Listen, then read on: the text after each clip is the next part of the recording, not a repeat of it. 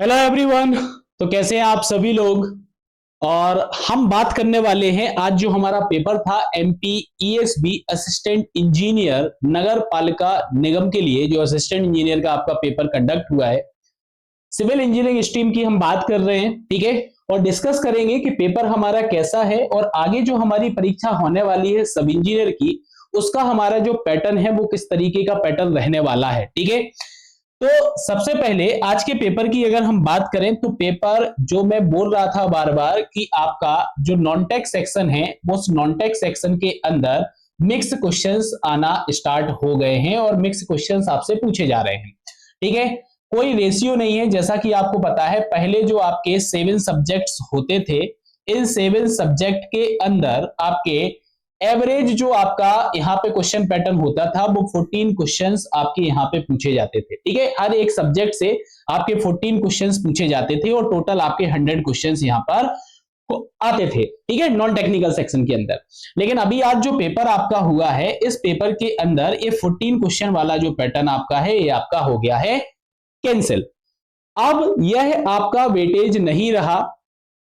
किसी सब्जेक्ट से आपको 20 क्वेश्चंस देखने को मिल रहे हैं, किसी सब्जेक्ट से आपको 10 क्वेश्चंस देखने को मिल रहे हैं, किसी सब्जेक्ट से आपको 15 क्वेश्चंस देखने को मिल रहे हैं। ठीक है, मतलब कि अब जो नॉन टेक वाला आपके सब्जेक्ट हैं, इसमें किसी भी सब्जेक्ट से कितने भी नंबर ऑफ क्वेश्चंस आपके पूछे जा रहे हैं और ये आपके मिक्स फॉर्म के अंदर आपके जो है क्वेश्चंस पूछे जा रहे हैं। ठीक है, मतलब आगे आने वाला जो हमारा एग्जाम है सब इंजीनियर एग्जाम, उसके अंदर भी हमें यही देखने को मिलने वाला है। ठीक है। तो आप जब सब इंजीनियर के लिए प्रिपेयर कर रहे हैं तो आप ये चीज ध्यान रखिएगा कि किस तरीके से हमें यहाँ पे पढ़ना है।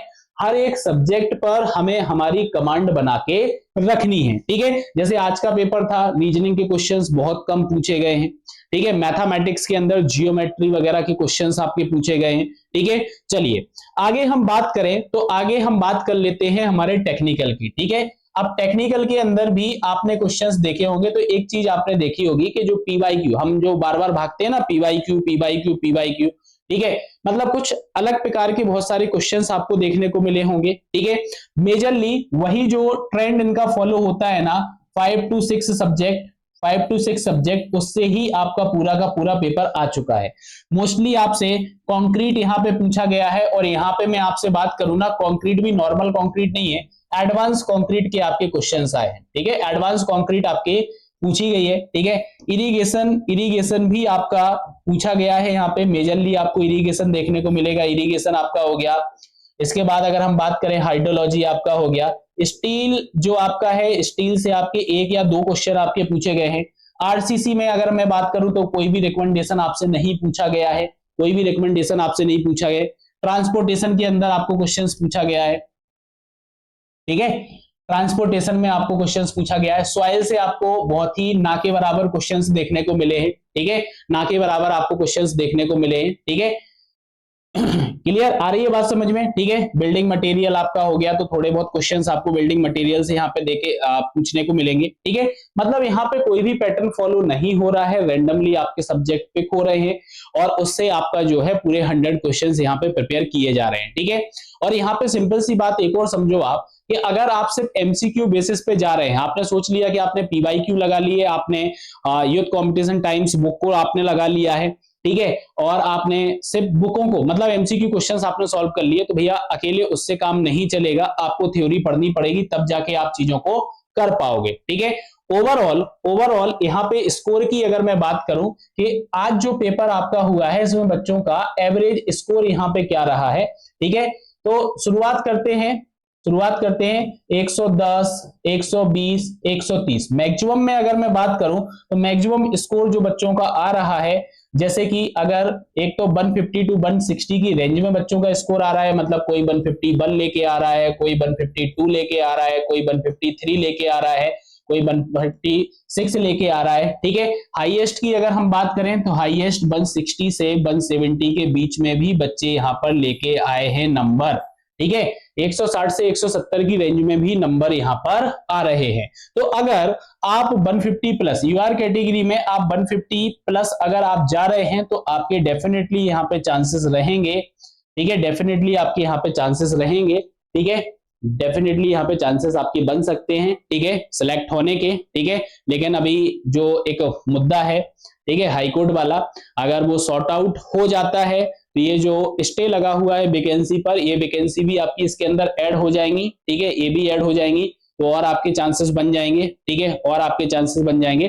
बाकी वो अपन बाद में समझते हैं कि भैया हाई कोर्ट का क्या डिसीजन यहाँ पे आता है। एग्जाम हमारा हो चुका है, और अगर आप एज आ यूआर कैटेगरी 150 प्लस आप जा रहे हैं तो बिल्कुल डेफिनेटली यहाँ पे आपके चांसेस बन सकते हैं, ठीक है।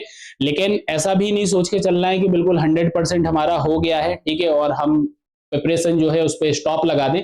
प्रिपरेशन पे आपका स्टॉप नहीं लगना चाहिए, क्योंकि आगे आपकी जो एग्जाम्स हैं वो आपकी सब इंजीनियर का एग्जाम होने वाला है, और हमें इस एग्जाम से एक आइडिया यहाँ पे लग गया है कि किस तरीके से हमारा सब इंजीनियर का एग्जाम होने वाला है, ठीक है। तो प्रिपरेशन हमें जारी रखना है, हमें हमारा टाइम बिल्कुल भी वेस्ट नहीं करना है, ठीक है। प्रिपरेशन हम कंटिन्यू रखेंगे, सब इंजीनियर की हम तैयारी करेंगे। जो गलतियां हुई हैं, जो क्वेश्चंस हमसे नहीं बने हैं, कुछ अलग प्रकार से क्वेश्चंस जो पूछे गए हैं, उन वीक पॉइंट को आपको पकड़ के चलना है, उनकी भी आपको यहाँ पे प्रिपरेशन करना है, ठीक है, उनको आपको यहाँ पे कवर अप करना है, ठीक है। सिंपल सी बात है, थ्योरी को आप पढ़िए, थ्योरी को आप पढ़िए, थ्योरी के साथ साथ आप एमसीक्यू क्वेश्चंस को लगाइए। 10 जगह से 10 तरीके के एमसीक्यू नहीं लगाना है, ठीक है। आप किसी एक पर्टिकुलर ऑथेंटिक बुक को पकड़ें और उससे क्वेश्चंस को लगाएं, ठीक है। थ्योरी पर थोड़ा सा कमांड अच्छा करें, क्योंकि थ्योरी ओरिएंटेड क्वेश्चंस आपसे यहाँ पर ज्यादा पूछे जाते हैं, ठीक है। इन बातों का आपको यहाँ पर याद रखना है, ठीक है। और बाकी अगर आप कोर्सेज वगैरह देख रहे हैं प्रिपरेशन के लिए, तो नेविगेट प्राइम ऐप पर अवेलेबल है, साथ ही साथ ऑफलाइन बैचेस भी अवेलेबल है, और टेस्ट सीरीज भी आपकी अवेलेबल है। एवरी सैटरडे को आपका टेस्ट पेपर कंडक्ट होता है, और नए पैटर्न पे ही आपकी पूरी टेस्ट सीरीज चल रही है। डिटेलिंग के लिए डिस्क्रिप्शन में नंबर दिया है, इंफॉर्मेशन आप ले सकते हैं। सिर्फ आपको गाइडेंस चाहिए तो गाइडेंस के लिए भी आप कॉल कर सकते हैं। आपको स्टडी मटेरियल चाहिए तो आपको स्टडी मटेरियल भी मिल जाएगा। और अगर आपके कोई भी सवाल है इस एग्जाम को लेके, किसी भी चीज को लेके, तो आप कमेंट बॉक्स में अपना सवाल जो है हमसे पूछ सकते हैं। डेफिनेटली मैं आपको जो है उसका आंसर करूंगा, ठीक है। चलो, तो ये था आज के हमारे पेपर का एनालिसिस, और कितने मार्क्स बच्चों के एवरेजन यहाँ पे आ रहे हैं उस पर अपन ने चर्चा की। मिलते हैं अगली वीडियो में। Thank you.